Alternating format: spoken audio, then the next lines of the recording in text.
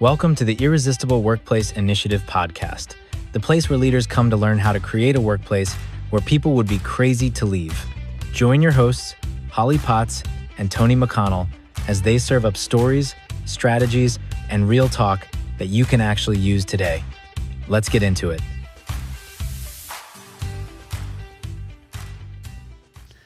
All right, welcome back to the Irresistible Workplace Initiative podcast. I can't believe it's time for another conversation already. I know. It just seems like it's just been a few days. Yeah.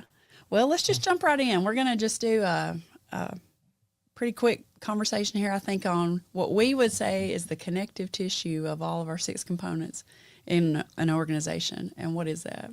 Trust. Yeah. You got a lot of passion around this topic, I think. Yeah, it's very dear to my heart. Mm-hmm. Yeah, it's a hard one to build and it's an easy one to destroy. So yes. it's one that if you don't get it right, you're not going to get any of the other 6 components right. That's right.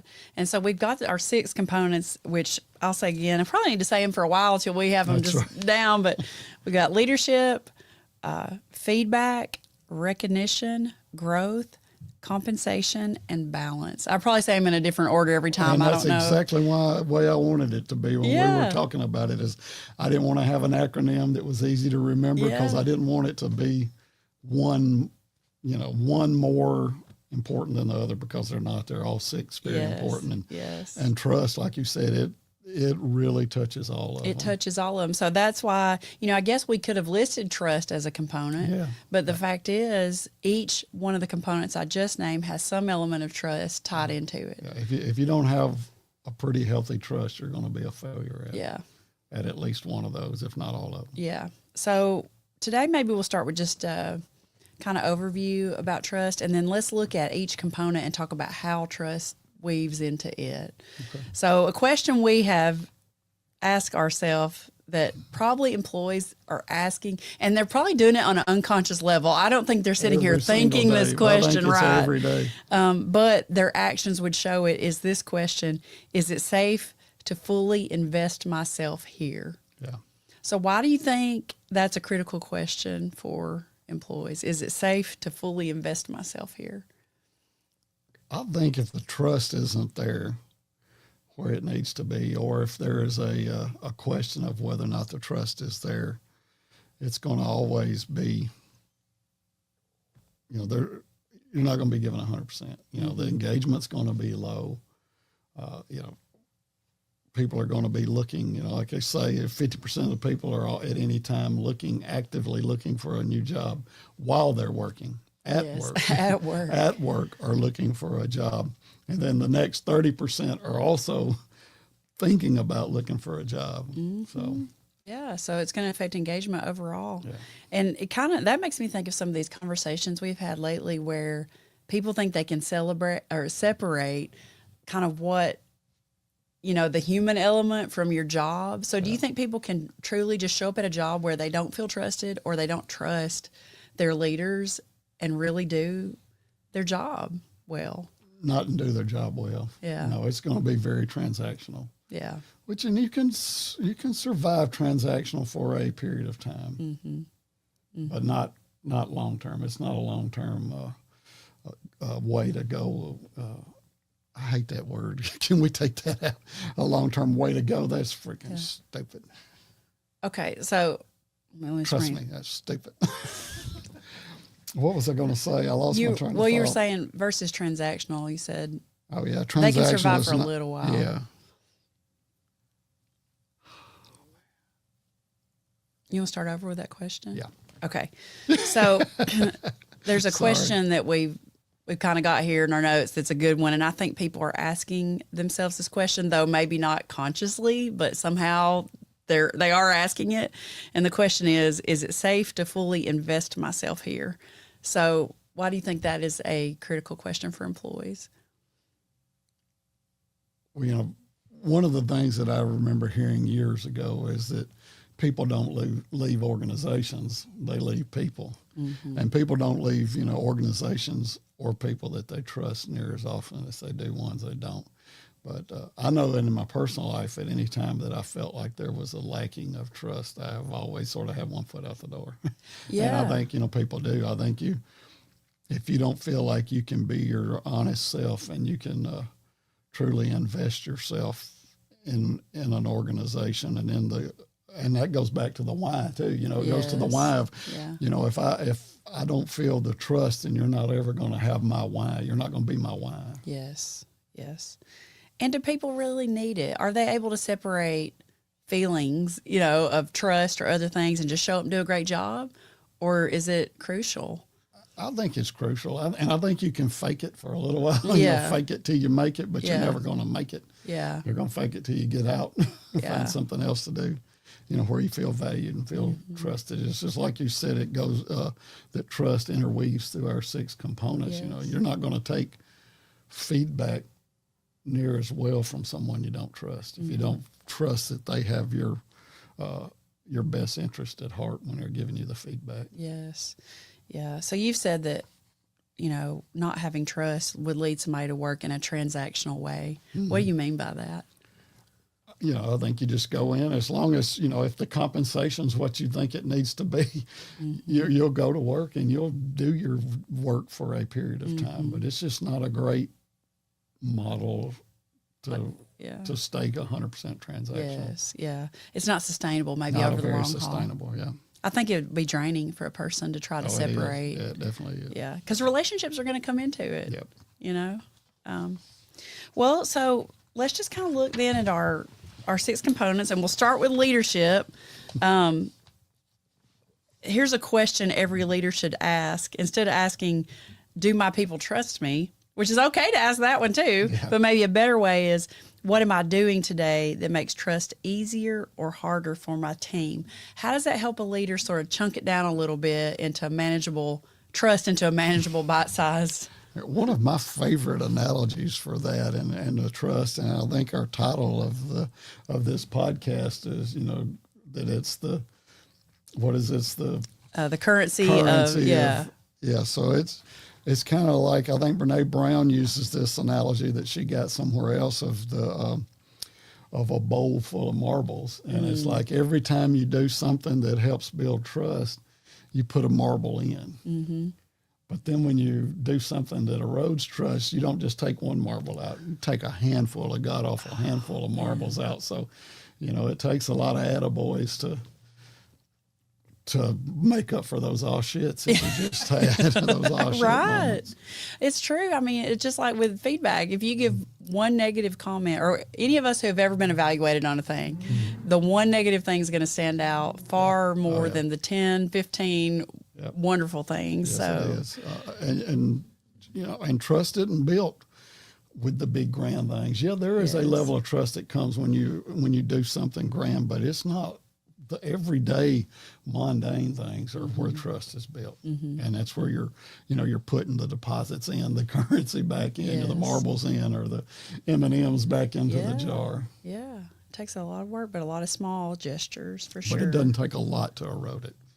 And that's the key is as hard as it is to build, it's much harder to rebuild. We haven't even delved into that. That's another podcast down the road is how to fix an eroded trust environment. Mm-hmm. Mm-hmm. So thinking back over your career in leadership, can you think of a time where you felt the most trusted, and who was the lead? Like, what did that leader do for you to help you feel truly trusted? I think not to evade the question, but to kind of expand it is the times.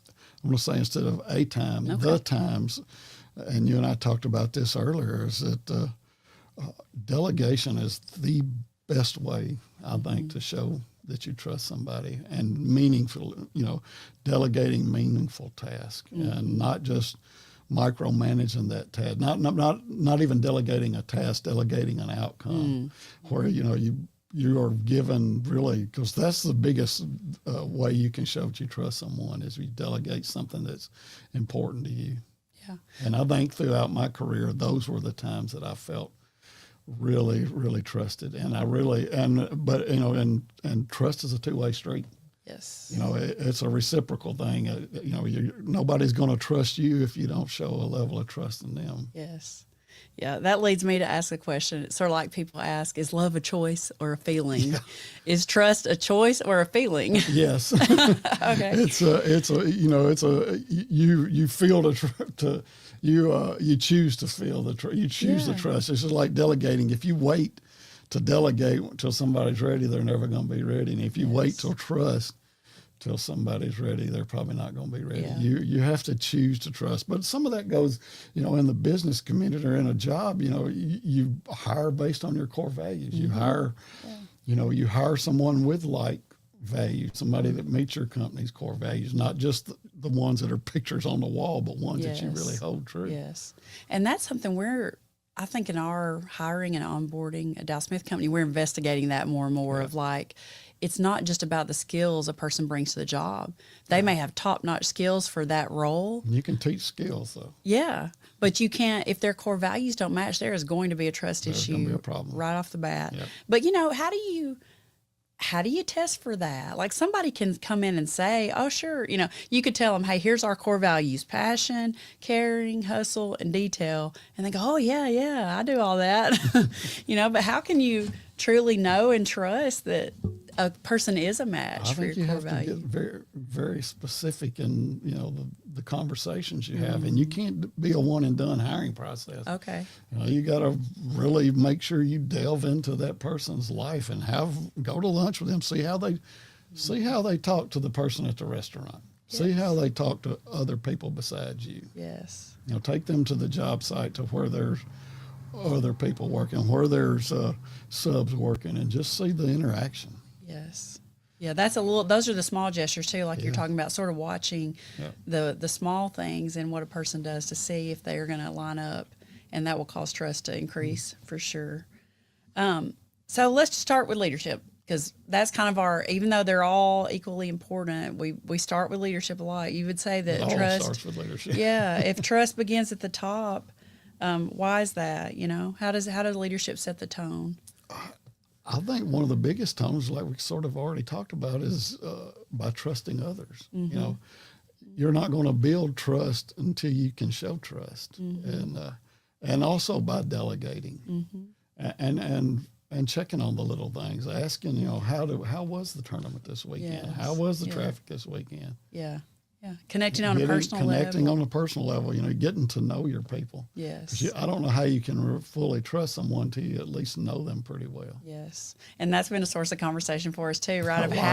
What are those boundaries between professional and personal? And I think that now more than ever, they are. And I think now more than ever, there is a little cultural change in the generations too, where I think older generations might have said, you show up, you're professional. Don't ask me about my weekend. Yeah, you know, but I think a lot of the younger generation, it's just all integrated. Their life is integrated. Technology has forced that, you know, in some ways. So, you can trust a person more by showing that you care about their life outside of that place, you know, where they're spending 8 hours working or whatever it is. Okay, well, let's jump into feedback real quick. Because goodness, feedback. So when you think, just define that real quick. How would you define for Irresistible Workplace what we think feedback is? What we call feedback. Yeah. It's, you know, to me, feedback is really one of the pulses of the Irresistible Workplace. You know, when you delegate or you expect something from someone, you don't just let them flounder. Give them honest feedback and accept honest feedback.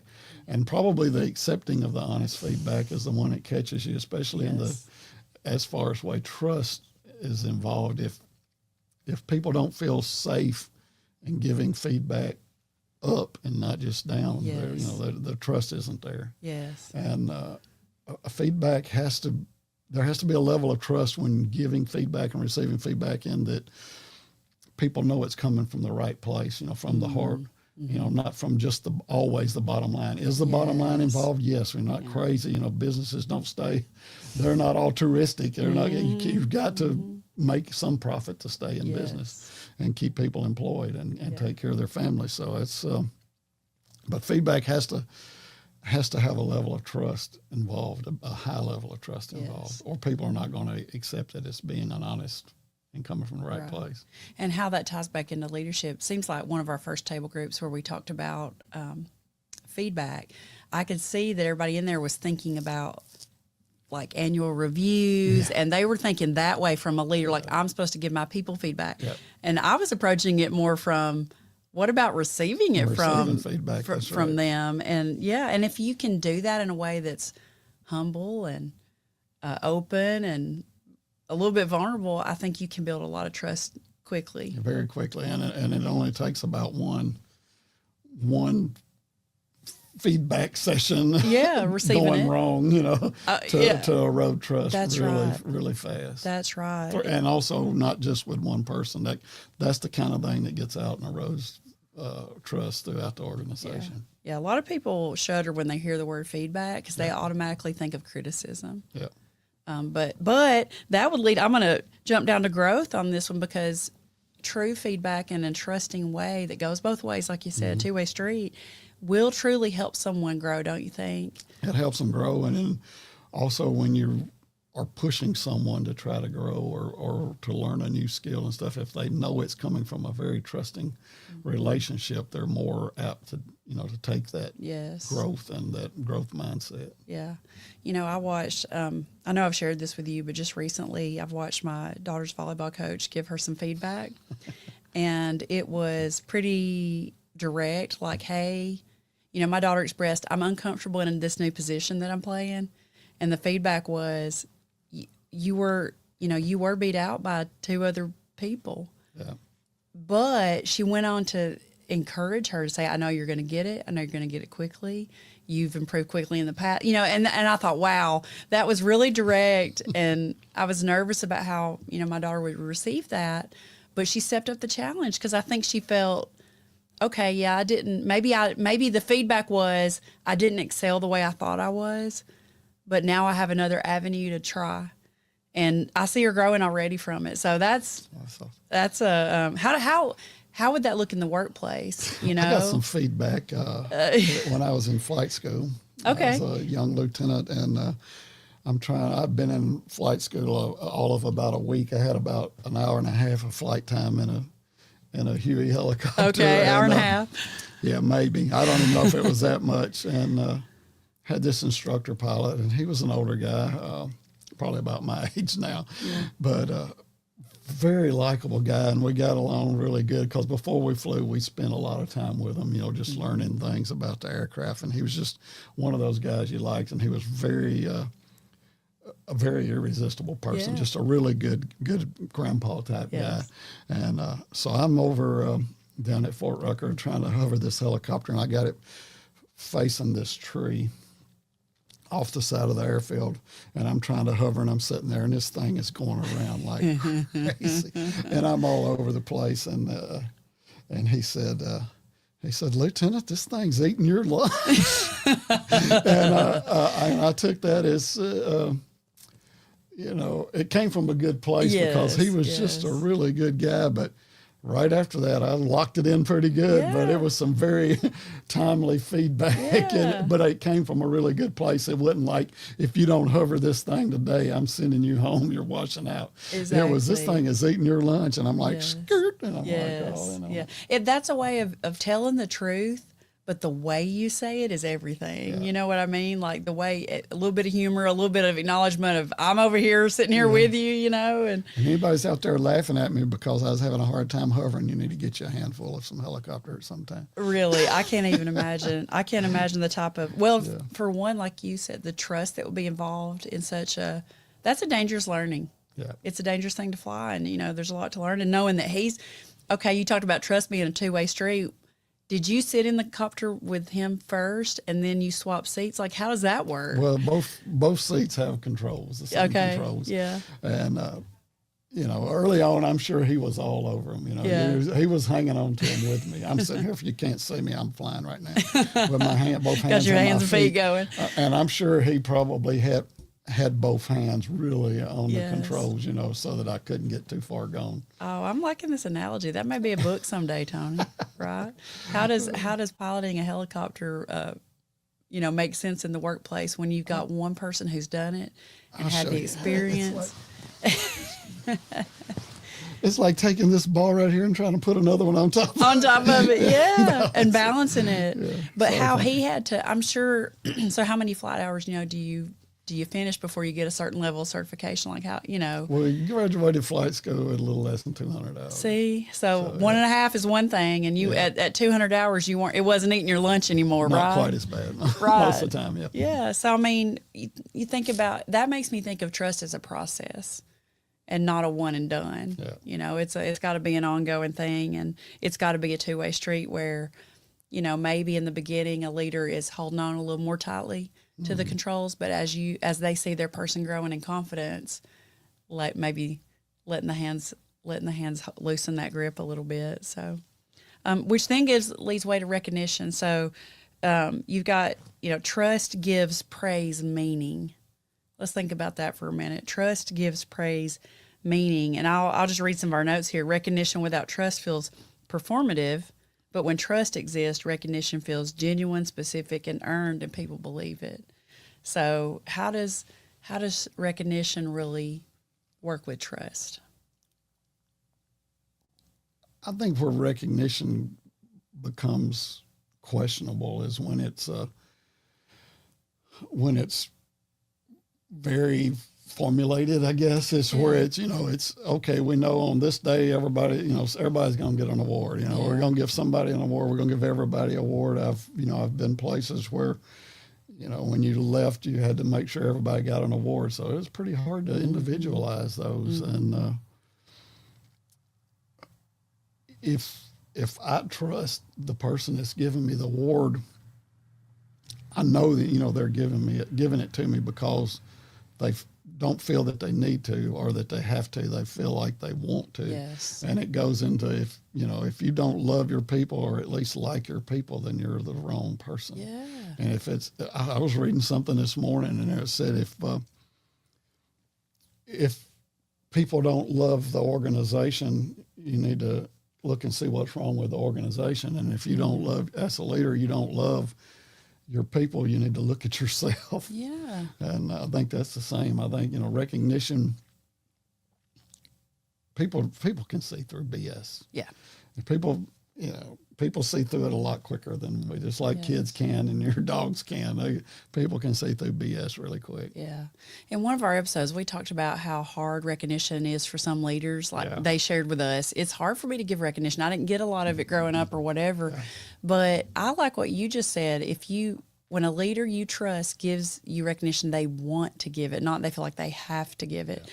And I think maybe that's the thing to remember. If you feel like recognizing somebody and you want to, do it. Yeah. Like what's holding you back in that moment? You might fear, they might take this and go to their head and they might, make a mistake but if you want to give it, give it. And you have to give it and think, I think you have to think that it's being received in the same manner as you're giving it. If you're giving it with a loving heart and with a very appreciative heart and you saw something that, even if it's not 100% noteworthy, at least, they made an effort, so give it. And I rarely have I seen recognition go wrong. Go wrong. That's good. Rarely have I seen recognition go wrong, even when I thought it might go wrong. Yes. It didn't. Yes, that's great. That's great because we all need it.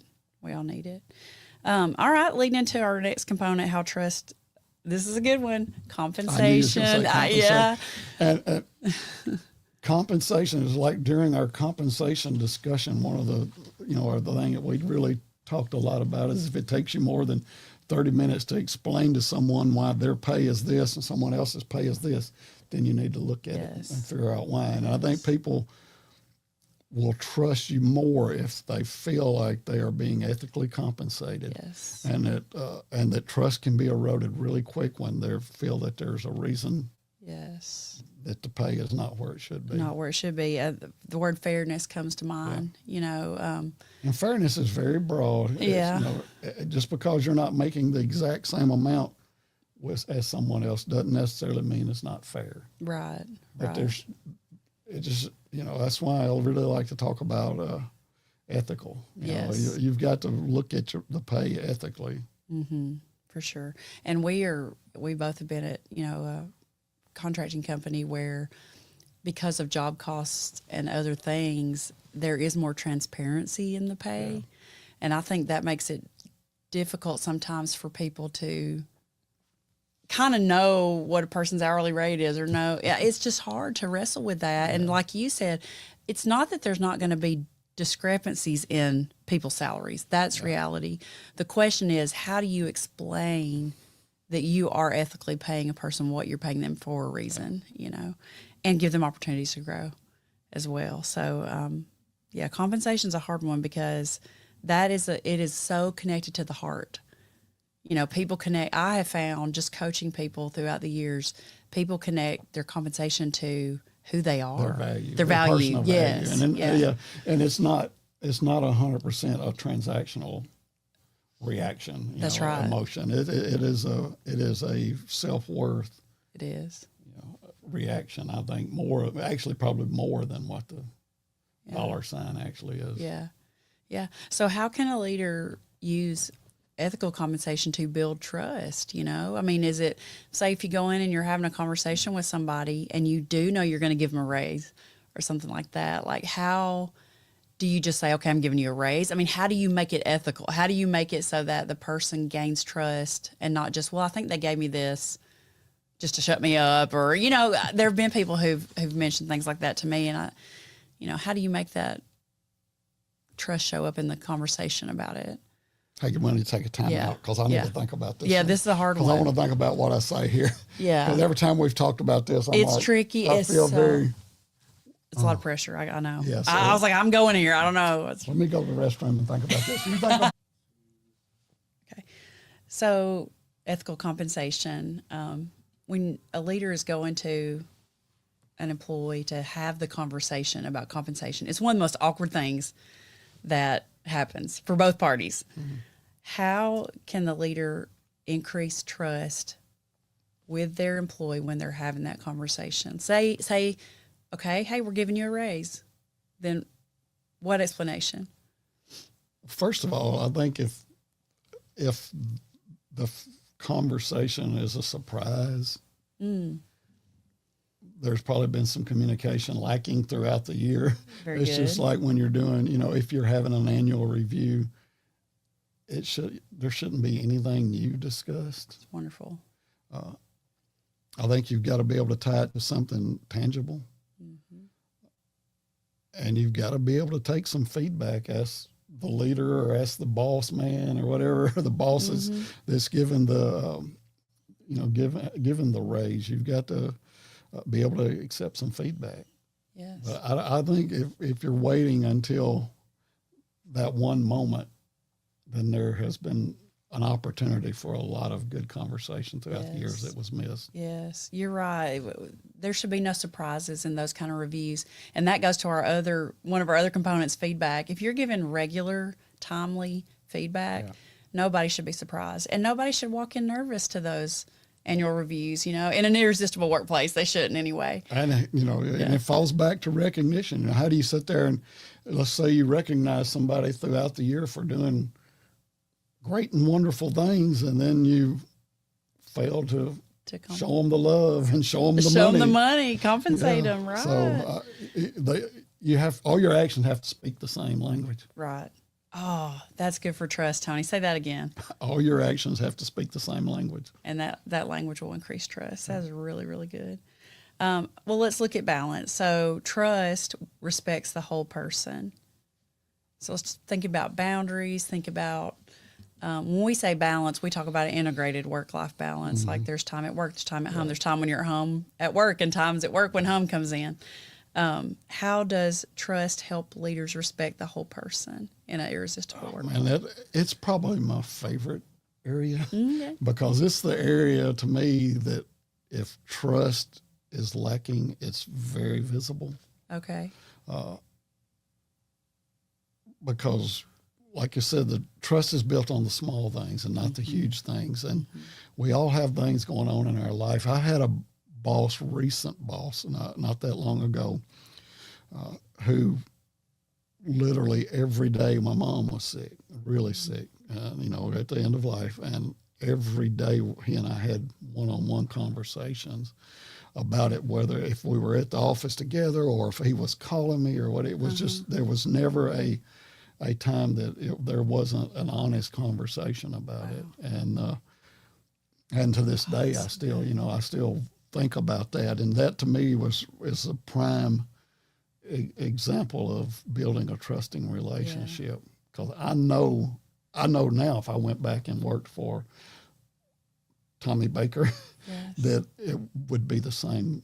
The trust would still be there. Yes. Just because I'm no longer working there doesn't mean that my level of trust is any less because of the conversations he and I had. Just a regular check-in on how you were doing through a season of your life that would create imbalance in your work. Even after I had been gone over a year, my dad got sick, and he was one of the first people that reached out to me. Wow. So that's a trust builder right there. And when you said that and you were vulnerable sharing that, thank you. It kind of made me think of, I've been in a situation recently at work where I've had some health issues I'm dealing with, and I haven't been able to do what I say, my A game. I haven't been able to bring my A game. So, my boss, who's Joey right now, I was telling him, like, I can't explain it, but it's almost like I wasn't trusting myself. How can I make sure that you can trust me to get my work done in the best way I can when I'm struggling with this thing that's making my life feel out of balance a little at work? I'm feeling more like my person needs more attention than my work side right now. And he suggested, hey, what if we just check in every day a little bit? Like he goes, I call you around 4 o'clock and it could be 1 minute, 5 minutes. Like, are we good? Everything good? Anything you need? Yeah. And I said, let's try it. And that's really been amazing how it scared me a little bit at first. Oh no, he's going to call me and how am I going to feel? But it makes me know he's doing that because he knows that I'm struggling with my work-life balance because of some health stuff. So it's like, that's made it feel a lot better for me. And it's building the trust for me. And one of the hardest things to do as a conscientious person is not to be on your A game. Yes. And take care of yourself. And sometimes you have to just realize that there are seasons or just small time frames that you may not be able to give 100%. Yes. Your 100% won't be what you think it should be. It may look different, but if both parties can meet each other, like you said, trust is a two-way street. Like, hey, I was able to go to him and say, which again, psychological safety, right? I went to him first and I said, I'm concerned. I need to work from home a little bit more than I have. I need to do this or that. And I'm concerned that's not going to go well. And he heard me and we've worked it out. So for sure. Well, here's a question we could kind of leave people with. And I want to go back to your one-liner, which was so good. All my actions need to speak the same language for trust. But the question is, which of the 6 key components is most affected by the level of trust on my team? So if somebody's listening to this and thinking about their workplace, what is one leadership behavior I can change to strengthen it? That's maybe a good question to leave people with. Yeah, it really is. Yeah. So trust isn't built all at once. It's built one leadership decision at a time. One marble at a time. That's right. All right. Good conversation. Thank you, man. Thank you. Thank you for listening to the Irresistible Workplace Initiative podcast. Be sure to like, share, follow, subscribe, and leave us a 5-star review. We will see you on the next one.